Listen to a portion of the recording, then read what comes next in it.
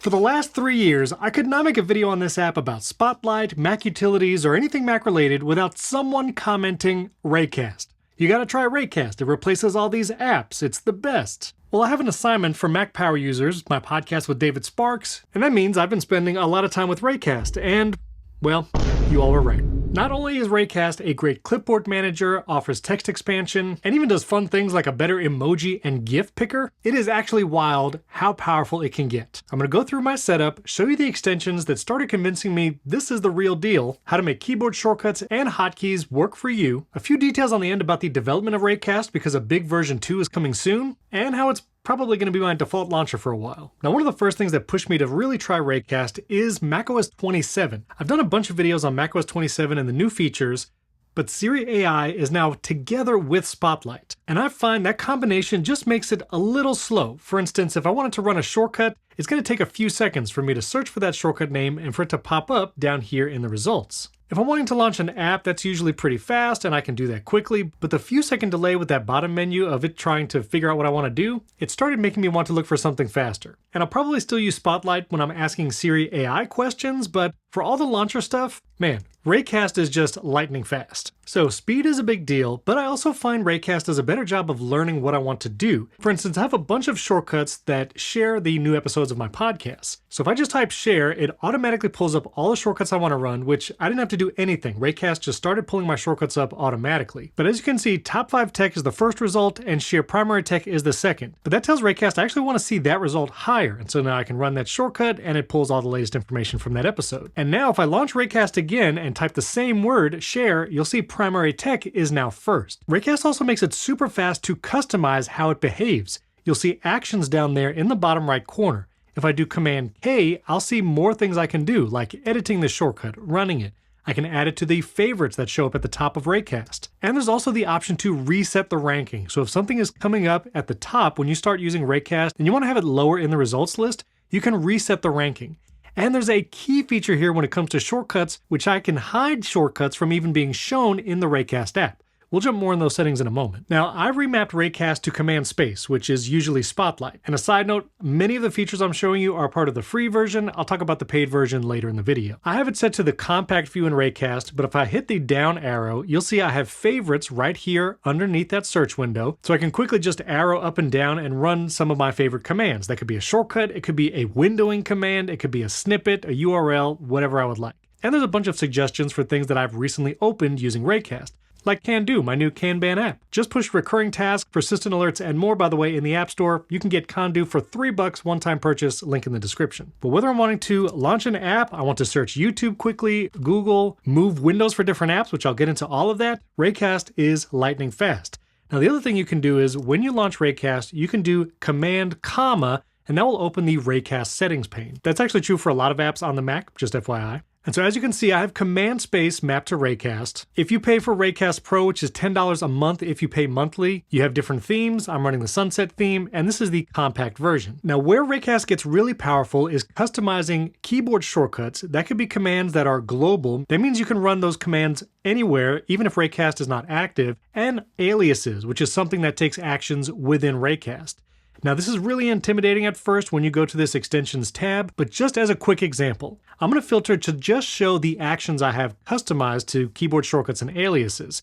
I actually love that this toggle exists so you can see all the keyboard shortcuts you've enabled. And I'm going to go through all the different apps that I've connected to Raycast, including some third-party extensions, but one thing it can do, like Spotlight and other clipboard managers, is Clipboard History. Now I've mapped my Clipboard History to Command 4. That means even if Raycast is not open and anywhere I am on my Mac, I can just do Command 4 and my Clipboard History is immediately available. Super fast. I can go down to a clipping, I can hit enter and put it on my clipboard, and I can always do that Command K, and I have multiple actions here that I can take on any of those snippets. Love that. But if you don't have that programmed, you can just open Raycast, type Clipboard History, and that quickly you're there as well. Makes it really easy that whether you know a keyboard shortcut or just the name for something like Snippets, you can quickly search, create a snippet, do whatever you want in Raycast just by plain language search. Now, if you're using the built-in Clipboard History feature in Spotlight on Mac, you usually have to do Command Space and then Command 4, so it's at least 2 clicks away. But being able to program that global hotkey and bring my Clipboard History up that quickly, Pretty sweet. I do want to shout out a third-party utility though, because I have been using PaySpot 3. I do pay for this and love it. They actually have a one-time purchase option now if you want to do that. PaySpot 3 has been updated. It's super powerful, so I'm running both side by side to see which I actually want to use as my clipboard manager. So not only is Raycast your clipboard history, but it can also be snippets or text expansions.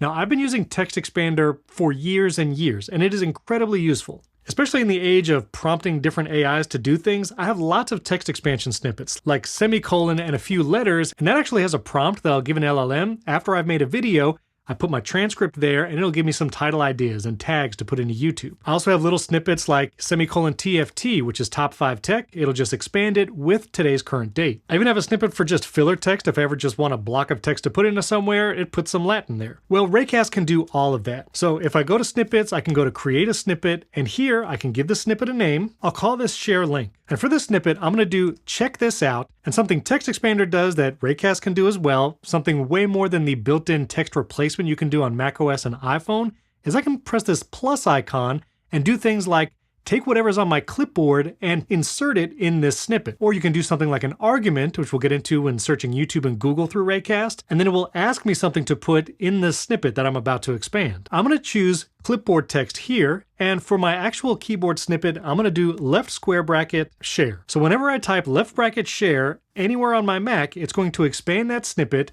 take whatever's on my clipboard and insert it in there. Command return will save that snippet. And so now I'm going to take a URL like to my YouTube channel. And if I do left square bracket share, Raycast is going to expand it. It took the URL that was on my clipboard here and then inserted the rest of the snippet there. I do this for so many things like my YouTube channel URL. I can expand the Primary Technology website with PTSW. That's my weekly tech podcast with Jason Aiton, by the way. You can watch or listen on Apple Podcasts, YouTube, Spotify, wherever you get your podcasts. Scan here, I'll take you right to Apple Podcasts. So text expansion and snippets are a huge deal. So you can create, search, export your snippets, and more. Now, 2 other settings I changed to make Raycast even more useful. I'm going to do Command Space and Command Comma to pull up the Raycast settings. I do have sync enabled. This is one of those pro features for that $10 a month, or you could save some if you pay annually. But if you have multiple Macs, this becomes really, really useful. This way all my snippets, hotkeys, and keyboard shortcuts are on all my Macs at once. But I'm going to go over to the Advanced tab, and this was the first setting I wanted to change. Pop to root search. By default, this is set at like 60 seconds, meaning when you launch Raycast, and then when you close it and launch it again, will it return to the state you had before? Just as an example, I'll set it to 30 seconds for right now, and if I launch Raycast and then go to my clipboard manager, I'm here in clipboard, and then if I dismiss it and reopen Raycast, it goes back to my clipboard manager. Sometimes I'm doing many actions quickly in a row, and I don't want to think I'm on the main Raycast screen, but I'm actually in my clipboard history. So I immediately set that in the advanced, pop to root search immediately. So I'm always back at that default Raycast position. Now there are a ton of other features I want to get into, especially how I use the Hyperkey and aliases with Raycast. And speaking of features, this app has added some features that gives me even more control over my finances. And that's today's sponsor, Monarch. Running my creator business, I have to keep track of a lot of receipts and expenses, and Monarch has just made that even easier. Not only can I just scan receipts, and there's even a widget and shortcuts action for that, but I can now forward receipts to an email address, and Monarch is going to automatically categorize, put it in the account where it was charged, so all my receipts quickly get saved here in the app. I've been using Monarchs for months personally now, and it has made a huge difference. First, it's private and ad-free. You're the customer, not the product, so there's no ads or data selling. And I've added all of my accounts, including my retirement accounts, and it syncs with over 13,000 institutions. Fast, secure setup for all major banks and credit cards. You get one clean dashboard to see all your accounts, spending, net worth, and debt payoffs. And another incredibly useful feature is seeing recurring charges here in the Monarch app, and I get those via email. Monarch will alert me when there's a new recurring charge, and I can go in and maybe cancel subscriptions I don't need anymore. Plus, Monarch provides flexible budgeting where there's separate fixed and flexible spending, customizable rules and categories, and you even get AI-powered insights where Monarch uses your real financial data to surface helpful insights and explanations about your money. Plus, it's couples ready with a shared view that keeps partners aligned with the same financial picture. And of course, it's cross-platform with beautiful, intuitive UIs on both the web and mobile. So get 50% off your first year of total money clarity using my promo code Robles50. You can scan this QR code right here,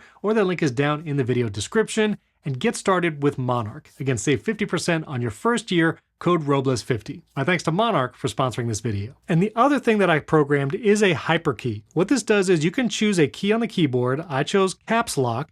that when you hold the caps lock key, it's going to tell your Mac that you're actually pressing Command, Shift, Option, and Control. Probably a keyboard shortcut you're not using in other places. This way you can program lots of extensions and snippets or shortcuts to that Hyperkey. For instance, if I go back to this Extensions tab, you can search for this, but the Search Emoji and Symbols, I now have that programmed to Hyperkey, that's that little star, and the letter E. That means anywhere I am on my Mac, I can hold the caps lock button and the letter E. That brings up Raycast Emoji Picker. And my goodness, is that way faster and better than the built-in macOS Emoji Picker, and I can even search for them that quickly. So as an example, maybe I'm in a messages conversation and I want to quickly pull an emoji. Well, I can do the caps lock E for emoji, search for the rocket ship, use the left arrow to go over, hit enter, and it's inserted in the conversation that quickly. And there's also an extension in Raycast that you can install for animated GIFs. So I have it here under Search for GIFs. Again, this is an extension you can get from the store, which I'll show you in a moment. And I have that programmed to Hyperkey or caps lock and the letter G. So if I do caps lock G, that's going to search GIFs. I can even choose if I want to search from Giphy or Clippy. I can also favorite GIFs or choose recents. And then I can search for something like shake head. I can use the arrow keys to navigate between them, hit the return key, and now it's on my clipboard. So I can paste, hit return, and send the GIF that quickly. So caps lock G, thumbs up, go over to a GIF, enter, paste, return, and it's sent that quickly. For emojis and animated GIFs, Raycast wins again, incredibly fast. Now let's say you didn't want to actually have a keyboard shortcut for something like GIF search, but you want to have it easily accessible from the main Raycast window. Well, I'll do Command comma to go back to the Raycast settings.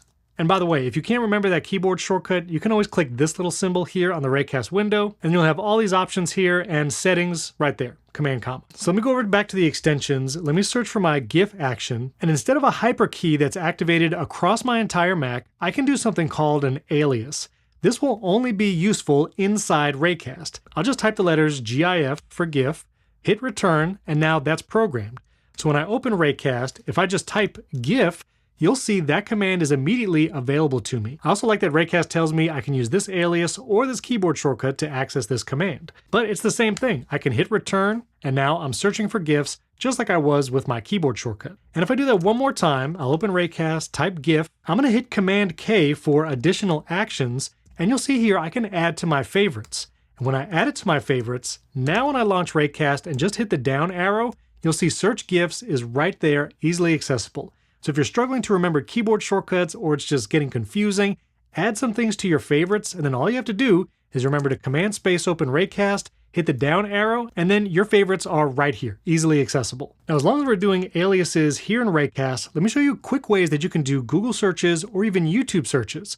So I have it programmed that when I type GG, just the letter G twice, you'll see here I'm now in a search Google and I can enter a search term. I can hit the space bar, now my cursor is in the query area, and I could type something like Beard FM. That's gonna open a web browser, search for that search term, and here it's already brought up those search results. And I downloaded an extension where I can do the same thing, but for YouTube. So if I type YY and hit space bar, now it's ready to do a YouTube search, and I'll search for iOS 27 shortcuts. And when I hit return, it immediately opens that search in YouTube in Safari. Oh, I think I recognize a couple of those videos. And again, you can program those by going to Raycast, Command comma for settings, go to extensions. Google and DuckDuckGo are built in. So just search for Google and you'll see here under quick links, which is another Raycast feature, my alias is GG. Now, if I wanted to, I could even do a hotkey. This way it's available anywhere on my Mac. Now for YouTube, I did have to install a third-party extension, which is what we're gonna go to next. But here for search YouTube, that's YY. But let's do a Hyperkey. I'll do caps lock Y, and that means no matter where I am on my Mac, even if Raycast is not open, I can do caps Y, and it automatically opens the search YouTube in Raycast. I'll search for iOS 27 features, Beard FM, hit return, and it does the same thing. Opens a YouTube search immediately, looking for that search term. Now, there are a ton of extensions made by Raycast and third parties for everything like Bear Notes, Notion, Apple Notes, and I'm gonna get into all of that. And if you wanna see what's available in the store, Command Space, I'm gonna open Raycast, just search for store and hit return. And I love that I don't have to go to a website or some marketplace. It's just all happening right here in Raycast. And I can search for something like Bear, and Bear Notes has a great third-party extension.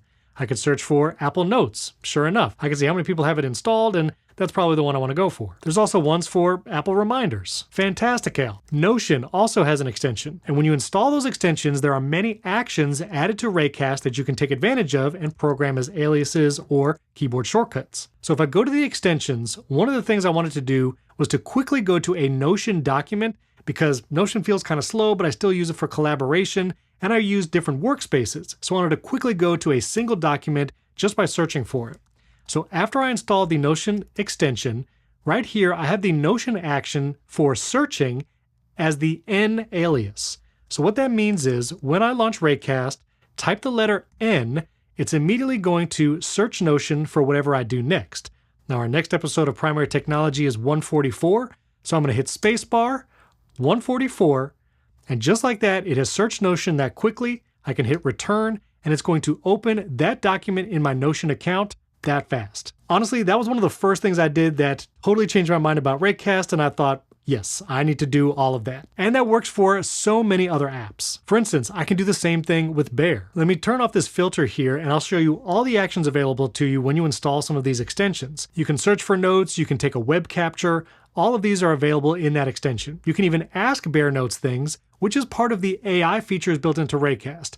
Now, I'm not using a lot of those AI features, although I do have my Claude API key plugged in case I ever want to ask it something. And I will show you one thing in the Raycast iOS app, which, yes, they also have a great iOS app because their shortcuts actions are pretty powerful. But I just have these search notes as either Hyperkey B or the letter B in Raycast. So I can do caps lock in the letter B, and I'm immediately searching my Bear Notes. I can just go up and down. I even see a preview of the note right here in Raycast, which is amazing. But if I wanted to search for Raycast, which is the note that I'm using for this video, I can arrow down to it, hit the return key, and open the note that quickly. Now, to be fair, you can do something like this in Spotlight, even right now on macOS 26 and 27. So if I open Spotlight, I can do something like type Bear, hit Tab, and now I'm searching within Bear. I can type Raycast, and it will look for my Bear Notes and pull them all up. But as you can see, nowhere near as fast as Raycast. To do the same thing in Raycast, I could do caps lock B because I had that Hyperkey, just search for Raycast, and the note is that quickly right there, and I can open it. Now, one of the other things I like to do in Spotlight